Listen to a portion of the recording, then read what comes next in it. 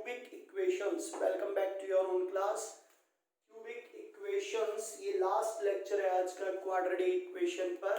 उसी में हमने एक टॉपिक देख रहे हैं कि अगर क्वाड्रेटिक की जगह क्यूबिक इक्वेशंस आ जाएं तो हम कैसे उनको सॉल्व करते हैं। ठीक है, क्यूबिक इक्वेशन मतलब समझते ही हैं आप। एक्स क्यूब वाला फैक्टर आएगा A x cube B x square plus C x plus D is equal to 0।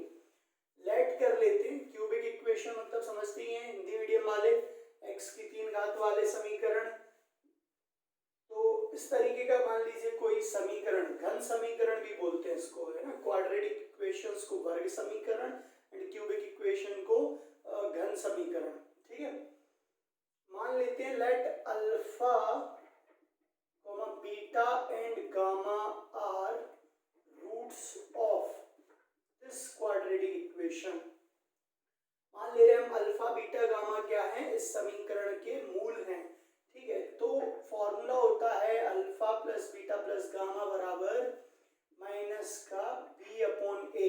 ठीक है, इसको याद रखना है आपको, क्वेश्चंस आएंगे उनमें जरूरत पड़ेगी इसकी। Alpha plus beta plus gamma is equal to क्या होगा, माइनस का B upon A. Similarly alpha beta beta gamma gamma alpha ये होगा C upon A. Last one is alpha beta gamma ये होगा माइनस का डी अपॉन ए। ठीक है, इन तीनों फॉर्मूले को नोट कर लीजिए और इनसे रिलेटेड क्वेश्चन अपन अभी देखते हैं। अब मान लीजिए कि ये तो निकालने का तरीका है। अगर आपको पहले से गिवन हो अल्फा बीटा गामा और आपको बोला जाए फाइंड द क्यूबिक इक्वेशन, तो क्यूबिक इक्वेशन निकालने का तरीका होता है x cube minus alpha plus beta plus gamma x square plus alpha beta beta gamma gamma alpha x. ठीक है, गामा अल्फा एक्स और माइनस का आएगा alpha beta gamma is equal to 0। ठीक है, तो ये कॉन्सेप्ट होता है यहाँ पर क्यूबिक इक्वेशन वाला। अच्छा, एक क्वेश्चन भी ले लेते हैं इससे रिलेटेड, जिससे ज्यादा बेटर हो जाए। सिमिलर क्वेश्चन ले रहे हैं, मतलब इसी कॉन्सेप्ट पे बेस्ड क्वेश्चन ले रहे हैं। क्वेश्चन लिखिए, if alpha beta gamma are roots of 2x cube 3x square 6x plus 1 is equal to 0। आपको बोला गया है then find alpha square beta square and gamma square. इसकी वैल्यू हमें यहाँ पर फाइंड करनी है। ओके, चलिए तो देखिए, लगाइए कॉन्सेप्ट क्या हो रहा है भाई। इसमें आपको दिया है कि अल्फा बीटा गामा इस समीकरण के मूल हैं। ठीक है ना, इस समीकरण के मूल हैं। तो इस समीकरण की तुलना कर दीजिए, तुलना कर दीजिए किससे, इस वाले समीकरण से। ये सामान्य समीकरण है क्यूबिक वाला। Compare with a x cube B x square c x plus d बराबर 0। ए कितना आ गया 2, बी माइनस का 3, सी 6 एंड डी 1। तो ये वैल्यूज आ गई हैं। अब अगर मुझे निकालना है, देखिए alpha plus beta plus gamma तो क्या होता है माइनस का बी अपॉन ए। उसके अकॉर्डिंग देखिए कितना हो जाएगा, माइनस का बी अपॉन ए, मतलब ये हो जाएगा 3/2।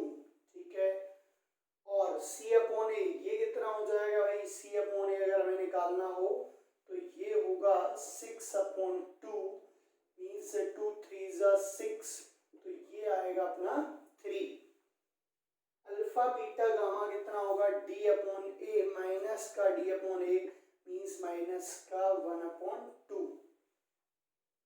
अब इसमें हमें फाइंड क्या करना है, बात ये आ जाती है यहाँ पर क्या फाइंड करना है हमें। तो हमें वैल्यू निकालनी है alpha square plus beta square plus gamma square की। इसकी वैल्यू कुछ पता है क्या आपको, हमें alpha plus beta plus gamma का होल स्क्वायर जरूर पता है। क्या होता है, alpha square plus beta square plus gamma square plus 2 alpha beta beta gamma gamma alpha.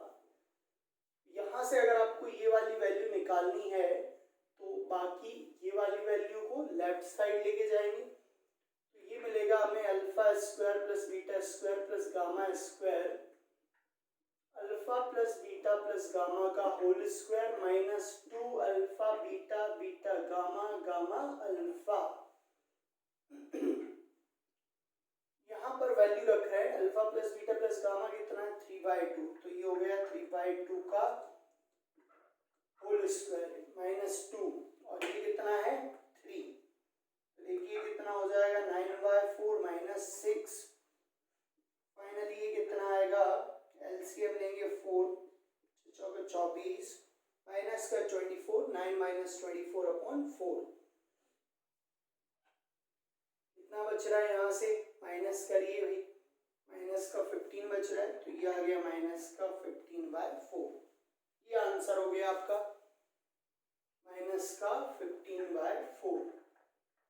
ये हो गया है इस क्वेश्चन का आंसर। नोट कर लीजिए इसको, कहीं कोई दिक्कत तो नहीं आई इसमें। चलिए रफ कर देते हैं।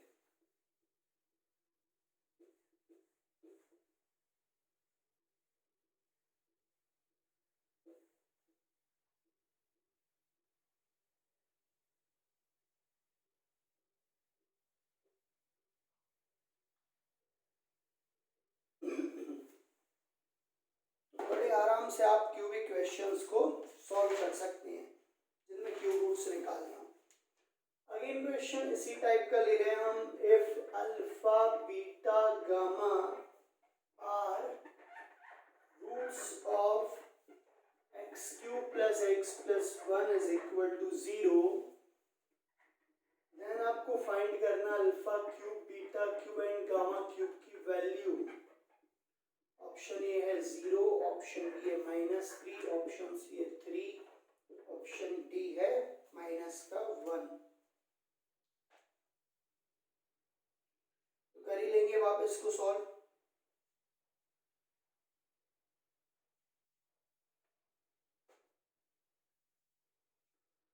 देखिए क्या होगा, ये इक्वेशन दे रखी है इस बार x³ + x+1 is equal to 0। इसकी जैसे ही आप कंपेयर करेंगे, अभी जिस इक्वेशन से करी थी हमने, compare with ax³ bx² cx + d is equal to 0।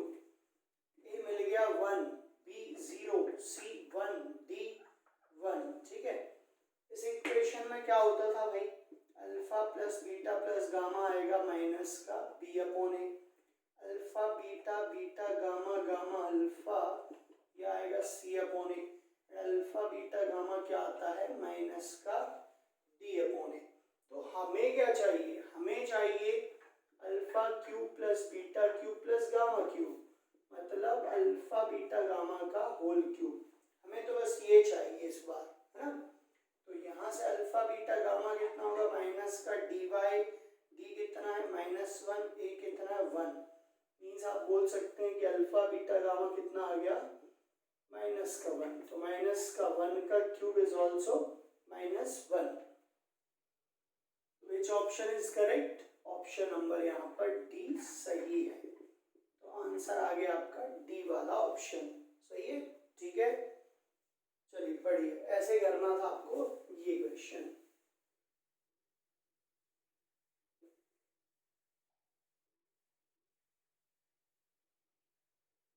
अब हेडिंग डालिए maximum and minimum value of, maxima and minima value of quadratic equations, max oblique minima value of ax² + bx + c is equal to 0।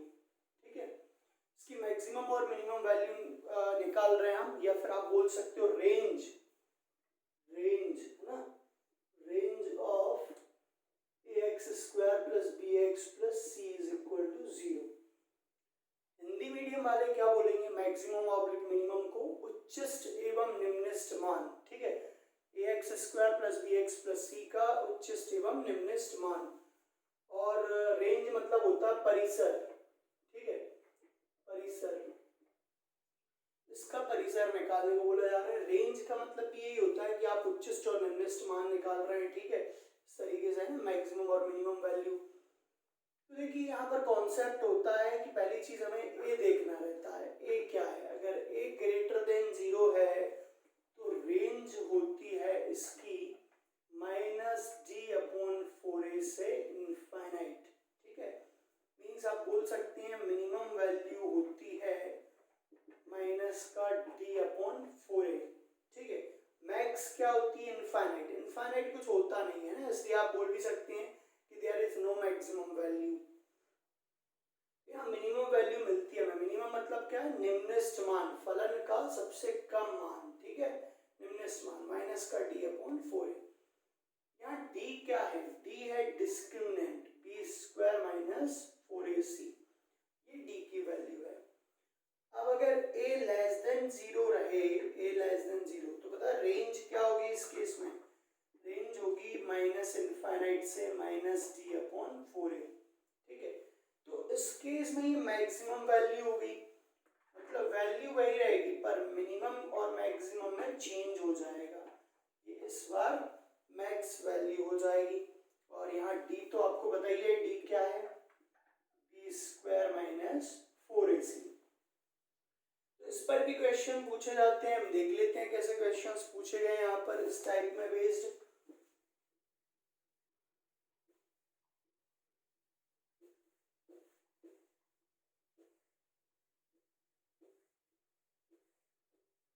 समझिएगा इस पे कैसे questions आ जाते हैं।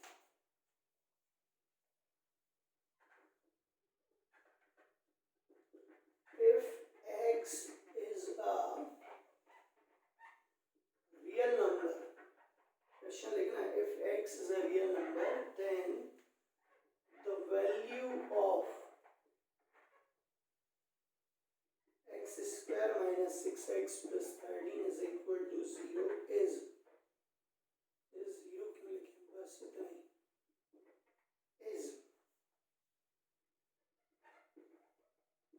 not less than 4, b not less than 6, not less than 7, d not less than 8। ये है question हमारा जिसमें ऐसा कुछ हमें दिया हुआ है। ठीक है,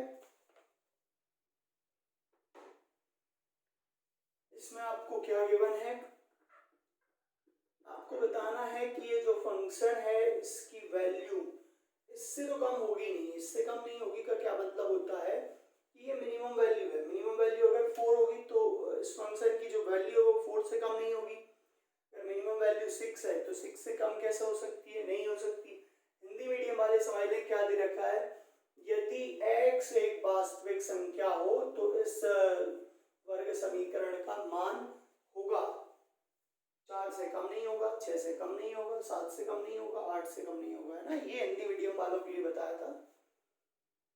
तो इसको हम चाहें तो कुछ राइट कर लें या ऐसे ही रहने दें। 6x + 13 इसको मान लिया हमने, p मान लिया या फिर y मान लिया। ठीक है, कोई अदर फंक्शन मान लिया, इसकी वैल्यू हम निकाल रहे हैं। इसमें देखिए a कितना है? ax² + bx + c से कंपेयर करिए तो a है 1। ठीक है, a 1 है, इसका मतलब हुआ a जो है वो धनात्मक है, पॉजिटिव नंबर है। a is a positive number. Okay, तो आपको जब बताया है a पॉजिटिव नंबर है तो रेंज क्या होती है? -d/4a से इनफाइनाइट। मींस ये क्या हो गया? मिनिमम वैल्यू होती है। मिनिमम वैल्यू होती है -d/4a। ठीक है, निकाल लेते हैं मिनिमम वैल्यू क्या आ रही है। मिनिमम वैल्यू अब यहाँ हमने d की वैल्यू रख दी। d कितना होता है? b² - 4ac/2a। चलिए रखिए, b कितना है यहाँ पर? b है -6 और c है 13, a है 1। इसमें रखिए b की वैल्यू।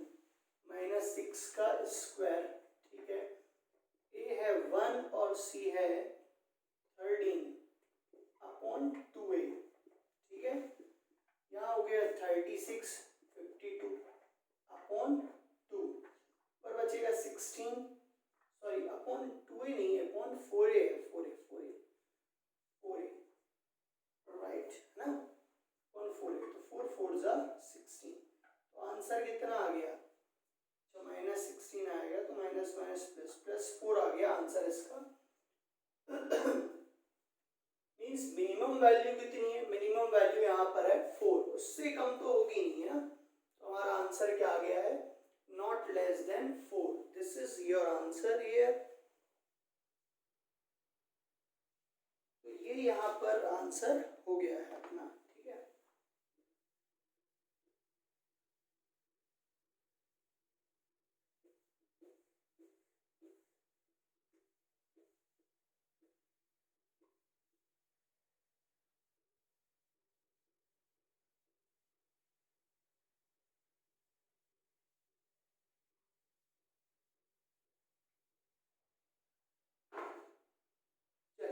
नेक्स्ट क्वेश्चन ले रहे हैं हम, if mod x is equal to cos x, then number of real solutions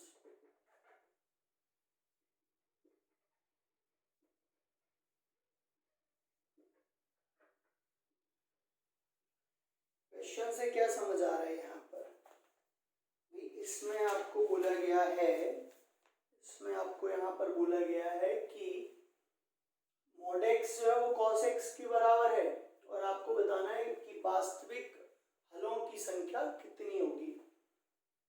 तो अगर आपको cos x को cos x का ग्राफ आता है, mod x का ग्राफ आता है, तो आप इस क्वेश्चन को बड़ी इजीली सॉल्व कर सकते हैं। अगर बात ये आती है कि सर हमको नहीं आता, फिर तो भाई सीखिए, है ना। तो mod x का ग्राफ मैं आपको सिखा देता हूँ क्या होता है mod x का ग्राफ। ये रहेगा mod x का graph, this is the graph of mod x। इधर पॉजिटिव है, इधर भी पॉजिटिव है ना, नीचे नेगेटिव होता है, ऊपर तो पूरा पॉजिटिव ही होता है। यहाँ x ग्रेटर देन 0 है, ये x लेस देन 0 है, और ये है x इक्वल टू 0। ये y वाला नेगेटिव सेक्शन है, ये y वाला पॉजिटिव सेक्शन है। तो ये mod x का ग्राफ होता है। आपको cos x का ग्राफ नहीं आता तो cos x का भी सिखा देते हैं भाई। cos x का ऐसा कुछ ग्राफ रहेगा जो लास्ट से एंड से स्टार्टिंग में पूरा का पूरा रहेगा। ये पॉइंट होता है माइनस का π/2, ये होता है π/2, ये 3π/2, ठीक है, ये होता है माइनस का 3π/2। क्लियर। अब बात ये आ रही है कि दोनों को एक साथ बनाना है। क्यों बनाना है एक साथ दोनों को, क्योंकि यहाँ पर दोनों इसमें इक्वल हैं। तो हमने क्या करा, ये cos x का था, इसी में mod x और बना दिया, तो ये इसी के अंदर हमने mod x बनाया। तो जितने पॉइंट्स पर कट कर रहा है वही होता है नंबर ऑफ सॉल्यूशंस। तो ये हो गया mod x का graph and this is cos x का ग्राफ, ठीक है। यहाँ mod x का ग्राफ और ये cos x का ग्राफ। तो कितने पॉइंट्स पर कट कर रहा है, एग्जैक्टली 2 पॉइंट्स पर। तो इसका मतलब इसके सॉल्यूशंस कितने हो गए, 2 हो गए। तो this is your answer. Answer यहाँ पर कितना हो जाएगा, 2 हो जाएगा ना। Option number B is correct here.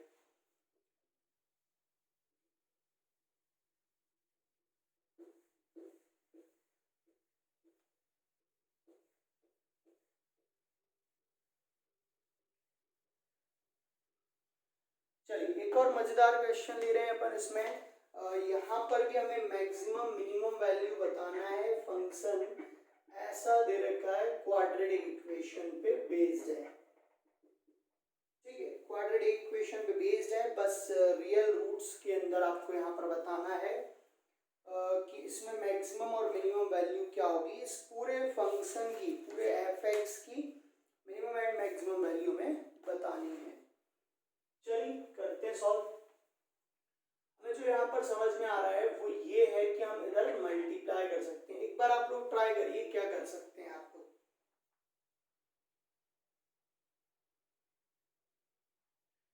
अगर नहीं आ रहा है तो समझिएगा, इसका हमने इधर मल्टीप्लाई किया, x² y 3xy plus 4y is equal to x² minus 3x plus 4। x² को भी लेके आया इधर, x² y minus x² 3xy minus x 3x था, इधर आएगा तो प्लस का 3x प्लस का 4y माइनस का 4 इज इक्वल टू 0। यहाँ से x² कॉमन आया, क्या बचेगा भाई, y माइनस 1, x² कॉमन आ गया। यहाँ से 3x कॉमन आएगा, अंदर बचेगा y प्लस 1 और यहाँ x आ गया, ठीक है, 3y plus 1x, no problem. यहाँ से 4 कॉमन आ रहा है एंड ये बचेगा 4y minus 1 is equal to 0। अब इसकी अगर हम कंपेयर करें, compare with ax square plus bx plus c equal to 0, तो हमें a मिल गया y माइनस 1, b मिल गया 3y plus 1 and c is 4y minus 1, ठीक है। अब फॉर रियल रूट्स के लिए क्या रहता है, discriminant is always greater than 0, greater than equal to 0 for real roots. तो रियल रूट्स के लिए आपको ये कॉन्सेप्ट लेके यहाँ पर सॉल्व करना रहेगा। d कितना होता है, b square minus 4ac greater than equal to 0, b कितना है 3y प्लस 1, तो ये आएगा 3y प्लस 1 का होल स्क्वायर माइनस 4, a है y माइनस 1 एंड c है 4y माइनस 1, ठीक है, यहाँ तक सही है, क्लियर है। ये हो जाएगा 9y प्लस 1 का होल स्क्वायर माइनस का 16y माइनस 1 का होल स्क्वायर, यहाँ स्क्वायर ओपन कर देते हैं, y square plus 1 plus 2y, यहाँ भी स्क्वायर ओपन करेंगे तो y square plus 1 minus 2y greater than equal to 0। Multiply कर देते हैं 9 का, 9y square plus 9 plus 18y minus का 16y square minus 16 plus 32y greater than equal to 0।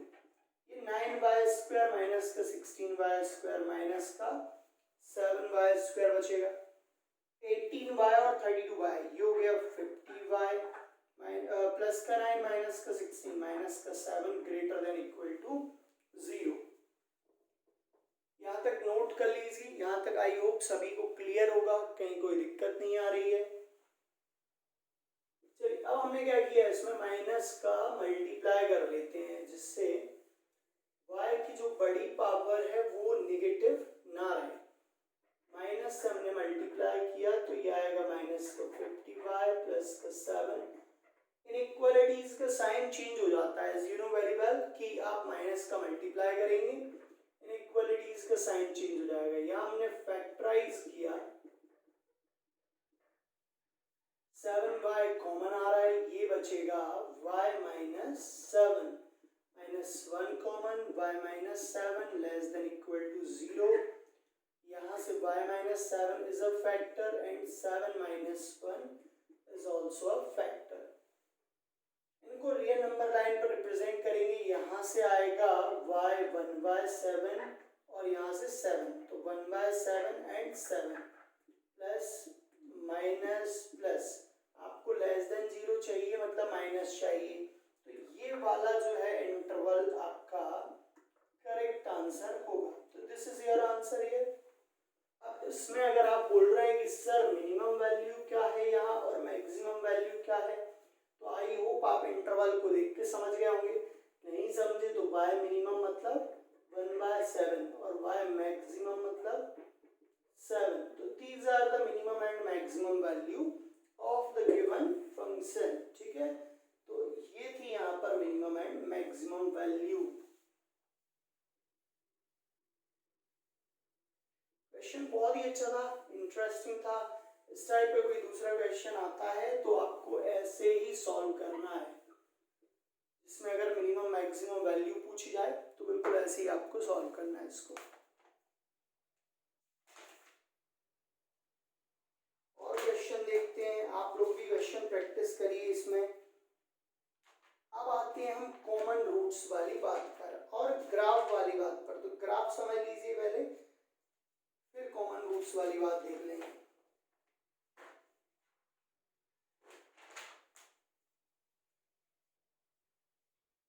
डालिए sign of a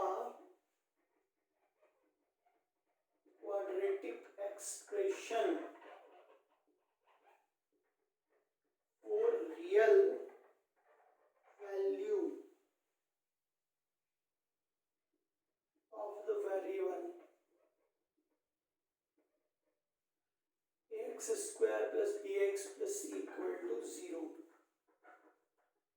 case first है if discriminant less than 0। अगर discriminant less than 0 हो तो ग्राफ ऐसा कुछ बनेगा ना, ए ग्रेटर देन 0 होना चाहिए, बट ग्राफ ऐसा कुछ बनेगा, parabola towards by axis if discriminant less than 0 and a greater than 0। ये जो पॉइंट होता है ये होता है minus b upon 2a and minus d by 4a। ठीक है, ये वाला पॉइंट होता है। यहीं पर अगर आपने बोला कि sir A be less than 0 आ जाए तो ग्राफ ऐसा कुछ बनेगा ना, ग्राफ ऐसा कुछ बनेगा। ये पॉइंट अभी भी वही होगा, माइनस बी अपॉन 2a से माइनस डी अपॉन 4a। बस इस बार क्या है, a लेस देन 0 आ गया है, इसमें a ग्रेटर देन 0 था। Is it clear? Is it clear to everyone? तो यहाँ पर ग्राफ है कि अगर डिस्क्रिमिनेंट लेस देन 0 हो तो इस तरीके का ग्राफ बनेगा। अब अगर केस सेकंड की बात करें हम, केस सेकंड में मान के चलिए कि डिस्क्रिमिनेंट इक्वल टू 0 हो जाता है। केस सेकंड डिस्क्रिमिनेंट 0 के इक्वल हो जाता है, फिर वहीं पर ए वाली बात आती है, ए ग्रेटर देन 0 होगा। तो डिस्क्रिमिनेंट 0 मतलब ये ग्राफ एक्स एक्सिस पे बन रहा है, minus b by 2a comma 0। और अगर a लेस देन 0 रहेगा तो ग्राफ नीचे की तरफ बनेगा। ये पॉइंट तो वही है, minus b upon 2a comma 0। ये ग्राफ से आपको पता होना चाहिए, ग्राफ देख के आप बता पाए कि डिस्क्रिमिनेंट कैसा है। क्वेश्चंस में कई बार डायरेक्ट ग्राफ भी पूछ लिए जाते हैं।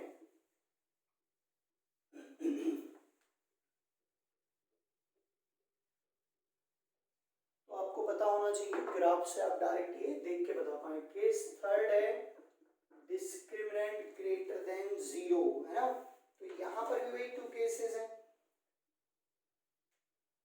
फर्स्ट ए ग्रेटर देन 0 वाला केस, देखिए ऐसा कुछ ग्राफ रहेगा ये, ठीक है, ऐसा कुछ ग्राफ रहेगा।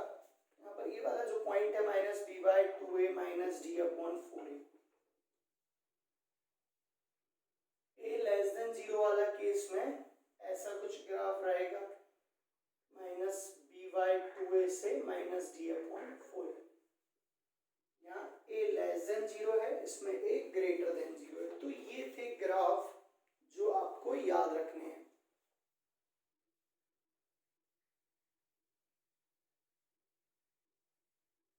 कई बार क्वेश्चंस में डायरेक्ट ग्राफ आ जाते हैं और आपसे पूछा जाता है डिस्क्रिमिनेंट कैसा है या ए कैसा है। तो आपको अगर ये साइन याद रहेंगे, ग्राफ याद रहेंगे, then you can easily solve that questions. चलिए अब हम आ रहे हैं कॉमन रूट्स पर ना। कंडीशन लिखिए, हेडिंग लिखिए, condition for common roots. Common roots के लिए आप हेडिंग डालिए। अगर हमें रूट्स कॉमन निकालना है, हिंदी में क्या बोलेंगे इसको, उभयनिष्ठ मूलों के लिए, है ना, उभयनिष्ठ मूल, प्रतिबंध, उभयनिष्ठ मूलों के लिए प्रतिबंध।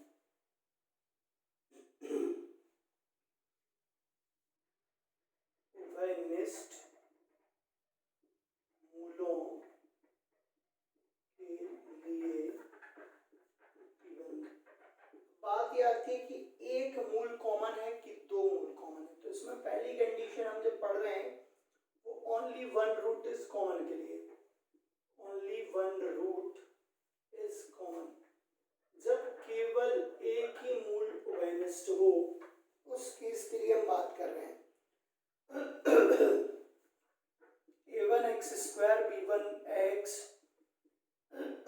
Sorry a1x² plus b1x plus c1 is equal to 0 and second equation आपको गिवन है square b2x plus c2 is equal to 0। तो देखिए कॉमन रूट्स के लिए हम कंडीशन निकाल रहे हैं, कॉमन रूट्स के लिए कंडीशन, उसके लिए हम दोनों इक्वेशंस को सॉल्व करते हैं। आपको 10th में आपने पढ़ी होगी क्रॉस मल्टीप्लिकेशन मेथड, तो उससे सॉल्व कर रहे हैं हम दोनों को, x square b1 b2 c1 c2 a1 a2 and last one b1 b2। अगर आपको ध्यान हो क्रॉस मल्टीप्लिकेशन मेथड में ऐसे लिखते थे ना, ये एक्स स्क्वायर लिखा हमने, ठीक है, और b और c के कोएफिशिएंट लिख लिए, फिर ये x लिखा, c और a के कोएफिशिएंट लिख लिए, फिर c के कोएफिशिएंट में 1 है, 1 लिखा, a और b के कोएफिशिएंट्स लिख लिए। क्रॉस मल्टीप्लिकेशन मेथड है ये, अगर आपने 10th में पढ़ी हो तो आपको जरूर याद होगी। एक्स स्क्वायर अपॉन में ये मल्टीप्लाई होंगे b1 c2 minus b2 c1, जब इसमें डाउन टू मल्टीप्लाई होता है तो माइनस लगता है, x upon c1 a2 minus c2 a1, इधर 1 के अपॉन में क्या आएगा a1 b2 minus a2 b1। अब हमने क्या किया, इन दोनों को आपस में इक्वल कर दिया। क्यों कर रहे हैं भाई, x की वैल्यू निकालने के लिए, ठीक है, निकाल लीजिए। इधर इन दोनों को इक्वल कर लेते हैं, यहां से भी x की वैल्यू निकल जाएगी, तो फर्स्ट इन दोनों को इक्वल कर दीजिए, इधर रफ कर देते हैं पहले, ओके।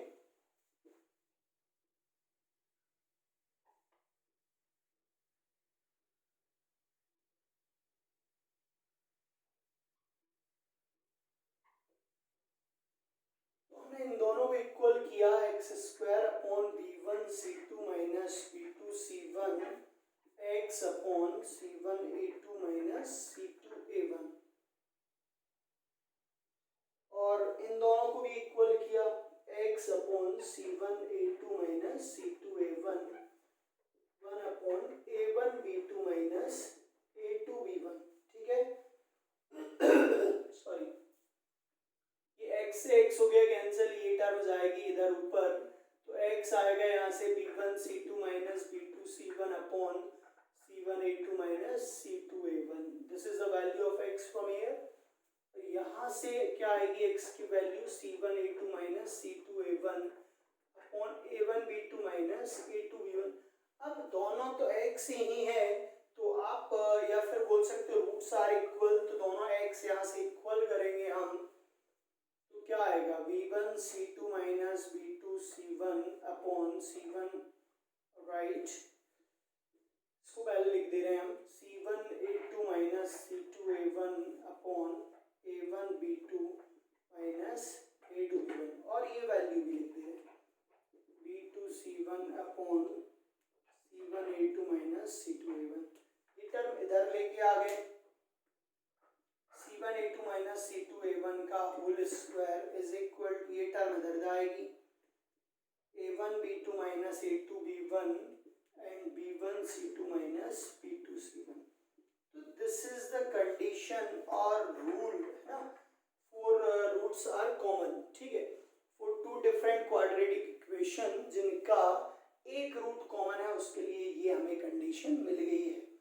तो आप किसी भी क्वेश्चन में इस कंडीशन को डायरेक्ट लगा सकते हैं, जब भी आपको बोला जाए कि वन रूट इज कॉमन, तो एक तरीका ये है। दूसरा तरीका हम क्वेश्चन से ही देखेंगे, आप इक्वेशंस को जैसे अभी हमने सॉल्व किया है वैसे आप सॉल्व करिए, एक तरीका वो भी रहेगा। अब यहाँ पर अगर बात आ रही है कि अगर बोथ रूट्स आर कॉमन, है ना, अभी तो हमने किस क्या बात की थी, वन रूट इज कॉमन के लिए। अगर बात करें कि बोथ रूट्स आर कॉमन, यदि समीकरण के दोनों मूल कॉमन हो, तो रूल है, प्रतिबंध है, a1 अपॉन a2 बराबर b1 अपॉन b2 बराबर c1 अपॉन c2, ठीक है। दिस इज द प्रॉपर्टी या condition for two roots are common, और ये वन रूट आर कॉमन के लिए। चलिए इस पे बेस्ड क्वेश्चन देख लेते हैं, ज्यादा बेटर हो जाएगा, कॉन्सेप्ट आपको क्लियर हो जाएगा कैसे क्वेश्चन यहाँ पर बन सकते हैं।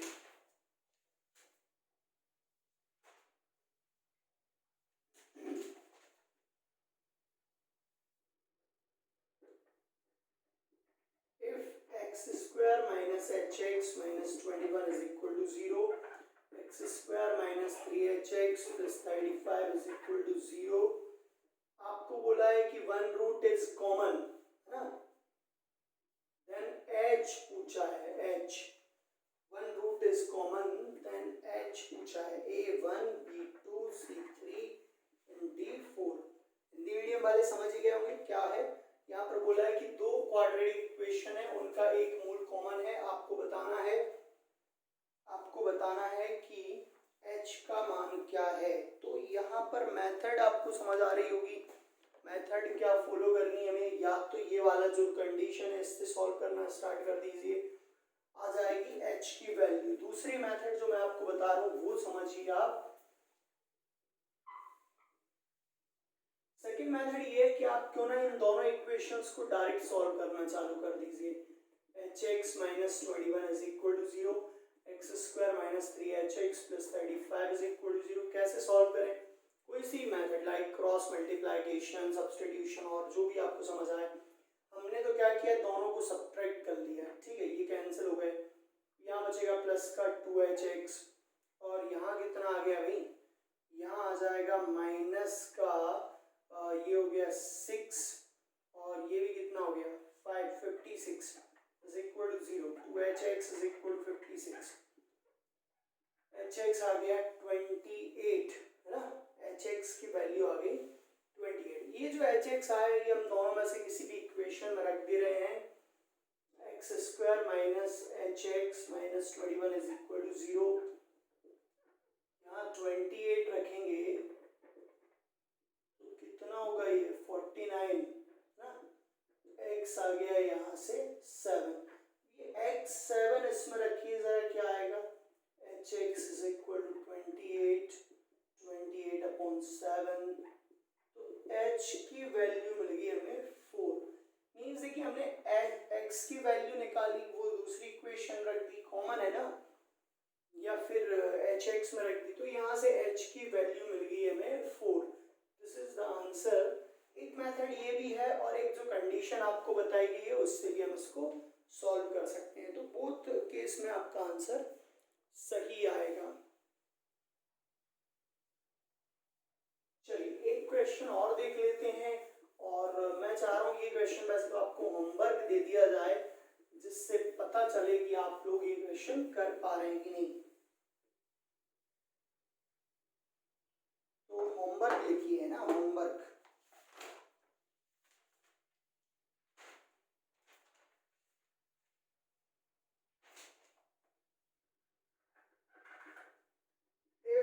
x square plus px plus q is equal to 0 and x square plus qx plus p is equal to 0.